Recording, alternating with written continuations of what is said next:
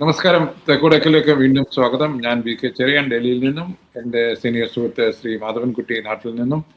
ഞങ്ങൾ ഇന്ന് ചർച്ച ചെയ്യുന്നത് ഇറാൻ്റെ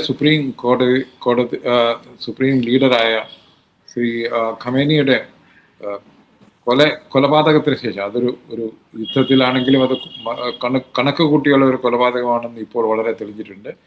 ഇന്ത്യയിൽ ഷിയകളുടെ ഇടയിൽ ഒരു പ്രൊട്ടസ്റ്റ് നടക്കുന്നുണ്ട്. കാശ്മീരിലും പലയിടങ്ങളിലും, ഡൽഹിയിലും ഉണ്ടായിരുന്നു, ഇന്നലെ ജന്തർ മന്ദിറിലെ പ്രൊട്ടസ്റ്റ് ഉണ്ടായിരുന്നു, UP-യിലെ ചിലയിടത്ത് ഉണ്ട്, കേരളത്തിലും കർണാടകത്തിലെ ഒരു വില്ലേജിൽ അദ്ദേഹം സന്ദർശിച്ചിരുന്നു, അവിടെയും ഉണ്ട് എന്ന് കേൾക്കുന്നു.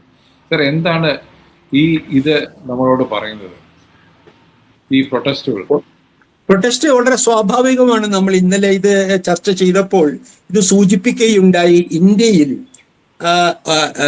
ഇന്ത്യയിലെ ഒരു മുസ്ലിങ്ങളുടെ ഇടയ്ക്ക് 20% വരുന്ന ഷിയ കമ്മ്യൂണിറ്റി ഉണ്ട്.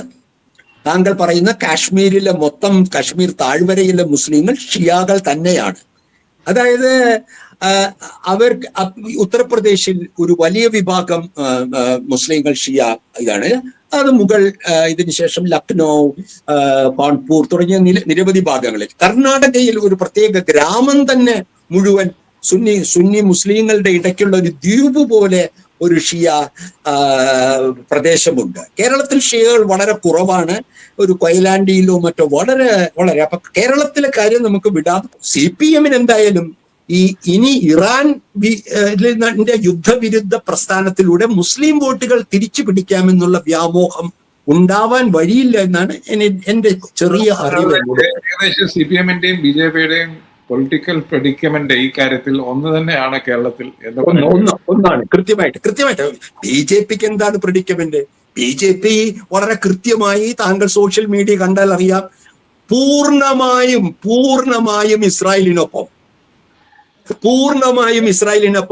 ഇസ്രായേലിനെ സൗഹൃദത്തിന്റെ പേരിൽ അവർ മോഡിയെ വാഴ്ത്തുന്നു.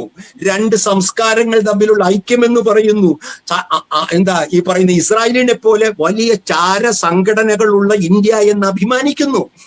അവർക്ക് യാതൊരു പ്രശ്നവുമില്ല RSS BJP-ക്ക്. അവർക്ക് ആകെ പ്രശ്നം എന്താണ്? നമ്മുടെ ഗൾഫ് രാജ്യങ്ങളിലെ ഹിന്ദുക്കളായ മലയാളികൾ, അവിടെയുണ്ടല്ലോ ഹിന്ദുക്കള്, അവരിനി മോഡി ഞങ്ങളെ രക്ഷിച്ചില്ലെങ്കിൽ BJP-യോട് പിണങ്ങുമോ എന്നൊരു ഭയം മാത്രമേ അവർക്കുള്ളൂ.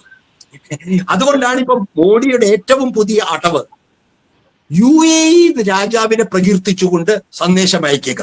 ഇറാനെതിരായിട്ടുള്ള അക്രമത്തെക്കുറിച്ച് കനത്ത നിശബ്ദത പുലർത്തിക്കുന്ന സമയത്ത് ഇന്ത്യയെക്കാരെ രക്ഷിക്കുന്ന UAE-യെ, അതായത് ഇറാൻ ആക്രമിച്ച UAE-യെ ഇന്ത്യൻ പൗരന്മാരുടെ സംരക്ഷണത്തിന്റെ പേരിൽ പുകഴ്ത്തുക. എന്നാൽ അതിനൊക്കെ മൂല കാരണമായ അമേരിക്കൻ ഇസ്രായേലി കടന്നാക്രമണത്തെ കുറിച്ച് ഒരക്ഷരം പേര് പറയാതിരിക്കുക. ഇതുപോലെയുള്ള ഒരു ഇരട്ടത്താപ്പ് ഇന്ത്യയിലെ മുസ്ലിങ്ങളും ഇന്ത്യയിലെ മതനിരപേക്ഷ ശക്തികൾ മനസ്സിലാക്കും. ഈ UAE രാജാവിനോടുള്ള പ്രേമം അവിടുത്തെ NRI-കളോടുള്ള സ്നേഹമല്ല, ഇവരുടെ വൻ രാഷ്ട്രങ്ങൾ തമ്മിലുള്ള ബന്ധത്തിന്റെ അടിസ്ഥാനത്തിലാണ്. കാരണം സൗദി അറേബ്യയും പാകിസ്ഥാനും ഒന്നായിരിക്കുകയാണ്. താലിബാനോടുള്ള സ്നേഹം പോലത്തിനപ്പുറം UAE രാജാവിനോട് മോഡിക്ക് ഒരു സ്നേഹത്തിനും കാരണമില്ല. അതിന് പാവം NRI-കളുടെ പേരുപയോഗിക്കുകയാണ്. എന്നാൽ NRI-കൾ ഞാൻ മനസ്സിലാക്കുന്നത് അവരിപ്പോഴും ഭയചകിതരല്ല. അത് പ്രത്യേകം UAE എന്തെങ്കിലും സംരക്ഷണം നൽകിയിട്ടല്ല, മോഡി എന്തെങ്കിലും സംരക്ഷണം നൽകിയിട്ടല്ല. യുദ്ധം ഇന്നോ നാളെയോ അവസാനിക്കുമെന്നും UAE-യിലെ സാമ്പത്തിക വ്യവസ്ഥയിൽ അവിടെ തുടരാൻ കഴിയുമെന്നുള്ള പ്രതീക്ഷയിലാണ്. ഇനി കുറെ ദിവസം നീണ്ടാൽ, ഇത് ഒരാഴ്ചയിൽ കൂടുതൽ നീണ്ടാൽ കാര്യങ്ങൾ മാറും. മോഡിക്ക് ഉത്തരം പറയേണ്ടി വരും.